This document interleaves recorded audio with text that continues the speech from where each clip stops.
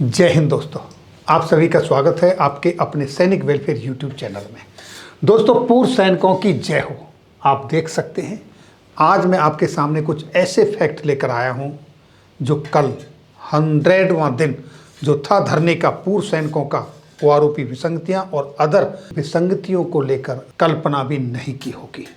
वो रिजल्ट आज मैं आपके सामने लेके आया हूं 100वें दिन का, और वो आप देखेंगे तो आप भी कहेंगे कि ये तो हमने कभी सुना भी नहीं था और सोचा भी नहीं था।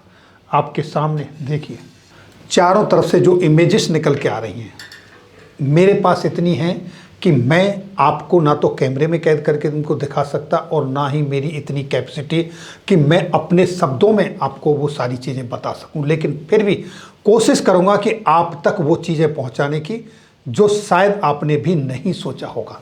और इसी तरह की अब ये पिक्चरें देखिए जो अलीगढ़ के चारों पांचों तहसीलों से लोग निकल के उन्होंने ज्ञापन दिया। किस तादाद में लोग निकले जिसका कोई जवाब नहीं। और दोस्तों, हद तो तब हो गई, यहाँ देखिए हिमाचल देवभूमि से लोग निकल के आए सड़कों पर। यहाँ देखिए दोस्तों, झुंझुनू से जनता का आप अनुमान नहीं लगा सकते कितनी सेना है, कितने लोग निकल के आए, ये देखिए। और दोस्तों, हद तो तब हो गई जब इस उम्र में वीर नारियां, माताएं सड़क पर आई। आज वो उनके साथ जो विसंगति हो रही है, इस तमतमाती धूप में सड़क पर निकलने को मजबूर हैं। कैसी विडंबना है। एक आदमी का इलेक्शन हो जाता है विधायक के लिए, पार्षद के लिए, सांसद के लिए, राज्यसभा सदस्य के लिए। जितनी बार उनका इलेक्शन हो जाता है उतनी पेंशनें बन जाती हैं। और जिन्होंने अपने देश के लिए अपना सुहाग न्यौछावर कर दिया, उनको उनके साथ जो हो रही विसंगतियां हैं उनका इंसाफ मांगने के लिए सड़कों पर इस उम्र में आना पड़ रहा है। ये कैसे दुर्भाग्य की बात है। इस तरह के जन सैलाब को देखते हुए राजस्थान की जी न्यूज पर रुका नहीं गया और उसने भी कवरेज दिया, जहां पर हमारे फेडरेशन ऑफ वेटरन्स एसोसिएशन के अध्यक्ष सूबेदार अर्जुन सिंह राठौर ने क्या कहा, सुनिए। पूरे भारत के जिलाधीशों के माध्यम से और माननीय सांसदों के माध्यम से भी हमारे मांगे प्रेषित करवा चुके हैं। और आज राष्ट्रव्यापी हमारा एक अभियान है जिसके अंदर तहसील स्तर के ऊपर हम लोगों ने तहसीलदार साहब और एसडीएम साहब के माध्यम से हमारे ज्ञापन माननीय राष्ट्रपति महोदय, रक्षा मंत्री जी और प्रधानमंत्री जी को भिजवाने का अनुरोध किया है। तो दोस्तों, अभी आपने सुना हमारे फेडरेशन के प्रेसिडेंट अर्जुन सिंह राठौर जी को, जिन्होंने अपना ज्ञापन सौंपा और जी न्यूज राजस्थान की तरफ से उनको कवरेज भी मिली। आखिर कब तक सरकार चुप रहेगी, कब तक नेशनल मीडिया नहीं दिखाएगी। ये अपने आप में ब्रेकिंग न्यूज बनती जा रही है। मजबूर हो जाएंगे एक दिन। बस आप इसी तरीके से, जिस तरीके से निकले हो, जिस तरीके से संयमित तरीके से अनुशासन के साथ आप अपनी विसंगतियों को लेकर सरकार से इंसाफ की मांग कर रहे हो, ये अपने आप में एक ब्रेकिंग न्यूज बन चुकी है। 100 दिन पूरे हो चुके हैं और बाहर से क्या क्या तस्वीरें आई हैं, कैसे कैसे मूवमेंट है, वो भी देखिए, जो कि शायद आप सोचेंगे कि यस, ये वही फौजी हैं जिनके हाथ में देश सुरक्षित है। और वो सुरक्षित देश इसलिए है क्योंकि इनका अपना जो जज्बा है, जिस तरीके से हर विपरीत सिचुएशन में ये अपने आप को ढालते हैं और वहाँ से एक रास्ता निकाल लेते हैं, उसी तरीके से आज हमारे पूर्व सैनिक सबकी अनदेखी होने के बावजूद भी अपनी मंजिल की तरफ किस तरीके से बढ़ रहे हैं, उसका अगला एक एग्जाम्पल आपको सोचने के लिए मजबूर कर देगा। ये देखिए, आज एक्स सर्विसमैन और वीरांगनाओं ने एक अपनी वेतन विसंगतियों से संबंधित ज्ञापन हमारा माननीय राष्ट्रपति, माननीय प्रधानमंत्री और रक्षा मंत्री को भेजने के लिए हमें प्रस्तुत किया है। मैंने बड़े ध्यान से सभी एक्स सर्विसमैन और वीरांगनाओं की बातों को सुना भी है और संवेदनशील तरीके से जो है इसे जिला प्रशासन के माध्यम से उचित स्तर पर भेजा जाएगा। तो दोस्तों, देखा आपने, क्या ज़रूरत है हमको किसी की मीडिया की, क्या ज़रूरत है हमको किसी की सपोर्ट की। क्यों हम किसी की सपोर्ट लें। कभी बॉर्डर पे जब ज़रूरत पड़ती है तो क्या हम किसी की सपोर्ट लेते हैं? किसी की नहीं लेते। कैसी भी विपरीत से विपरीत सिचुएशन हो, सारा हैंडल करता है जवान। आज वो सिद्ध करके दिखा दिया एक हाथ में मोबाइल से रिकॉर्डिंग कर रहे हैं, एक हाथ से माइक, और तहसीलदार से किस तरीके से वो बाइक ले रहे हैं। ये अपने आप में ये दर्शाता है कि पूर्व सैनिक अभी तक उस जज्बे को भूला नहीं है, जिस जज्बे के साथ, जिस हिम्मत के साथ, जिस साहस के साथ उसने अपने देश की सुरक्षा की है, अपने अधिकारों के लिए आज वो उसी तरीके से हर रास्ते को अपनाएगा, अपने हर शक्ति को अपनाएगा। जो उसके प्रोफेशन में आता है या नहीं आता है, ऐसा कोई काम ही नहीं है कि जो वो नहीं कर सकता। इमरजेंसी में वो रातों रात, घंटों में किसी भी नदी के ऊपर ब्रिज बना सकते हैं, हर सिचुएशन को संभाल सकते हैं। तो उन्होंने यहाँ पर मीडिया का काम भी अपने हाथ में ले लिया है। उसको किसी की सपोर्ट की आवश्यकता नहीं है। पूर्व सैनिक किसी के ऊपर डिपेंड नहीं है, ये उन्होंने सिद्ध कर दिया। इसीलिए तो 100 दिन पूरे होने तक किसी की उन्होंने अपने धरने में एंट्री तक नहीं होने दी। कभी उन्होंने किसी राजनीतिक दल से, क्या किसी अन्य से, कभी कहीं कोई समर्थन नहीं मांगा, और जो उनके पास आए उन्होंने अपना माइक और मंच किसी को नहीं दिया। ये पूर्व सैनिकों की अपनी एक जीत है। ये दर्शाता है कि पूर्व सैनिक किस तरीके से डिसिप्लिन तरीके से अपने देश से प्यार करते हैं, किस तरीके से वो अपनी सीमाओं को सर्विस के दौरान सुरक्षित रख के आए हैं। आज भी वो अपने देश को उतना ही महत्व देते हैं, उसी तरीके से सुरक्षित रखना चाहते हैं। किसी तरीके की कोई हानि ना तो देश को ना जनमानस को पहुंचाने में उनका विश्वास कभी रहा है ना है, और ना ही वो कोई डिस्टर्ब करना चाहते। और दोस्तों, ये सब तहसील लेवल पे हो रहा है। लोगों का कहना ये था कि पहले हमने डीएम को ज्ञापन दे दिए, हमने जनप्रतिनिधि को ज्ञापन दे दिए, तो अब हम ऊपर से नीचे क्यों आ रहे हैं।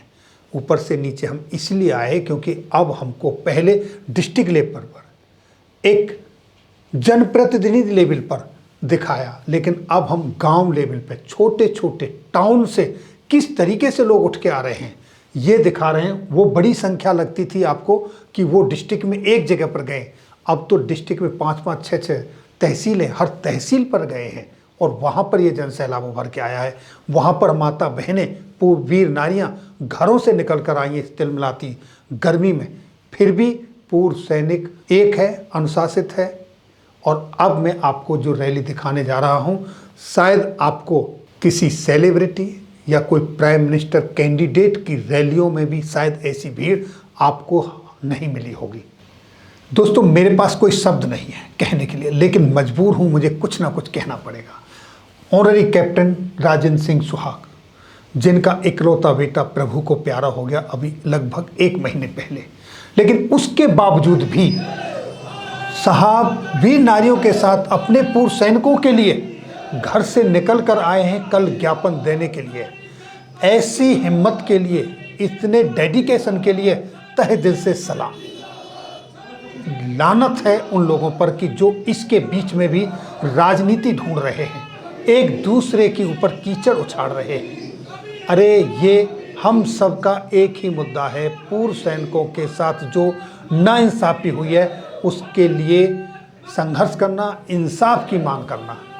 यहाँ कोई अपना, कोई पराया, कोई गैर नहीं है। सिर्फ एक ही मकसद है कि पूर्व सैनिकों के साथ जो नाइंसाफ़ी हुई है उसके खिलाफ आवाज़ उठाना। तो देखिए दोस्तों, ये किस तरीके का वहाँ पर हुजूम निकला सड़क पर। आप देखेंगे कि आपको एंड नज़र नहीं आएगा रैली का, कहाँ से लेकर कहाँ तक। शायद बहुत सारे प्रधानमंत्री कैंडिडेट ऐसे होंगे कि उनके उसमें भी ऐसा हुजूम निकलता होगा। और अब देखिए दोस्तों, कैप्टन लामा जी ने जो एक हमारे पास वीडियो क्लिप भेजी है, वो किस तरीके से पूर्व सैनिक सड़कों पर रहे हैं, रास्ता छोड़ रखा है, डिसिप्लिन के साथ हैं, जाते हुए लोग रुक रहे हैं, किस तरीके से देख रहे हैं, क्या अनुशासित मार्च है। ये देखिए दोस्तों, ये बागपत ज़िले की हैं, वहाँ पर किस तरीके से ये कल का जो प्रोग्राम था उसका आयोजन हुआ। वहाँ के बागपत ज़िले के अध्यक्ष राजेंद्र सिंह साहब अपनी तहसील में, हर तहसील में जाके उन्होंने हाजिरी लगाई और ज्ञापन दिया, चाहे वो यहाँ का मुद्दा हो या दूसरी जगह का मुद्दा हो। किस तरीके से उन्होंने सारी विसंगतियाँ पढ़ के समझाई। और इतना ही नहीं दोस्तों, श्रीपाल ढाका जी जो कि वहाँ के ऑडिटर हैं, ऑन दी स्पॉट सब काम करने वाले हैं, उनकी क्या तारीफ़ करूँ मैं।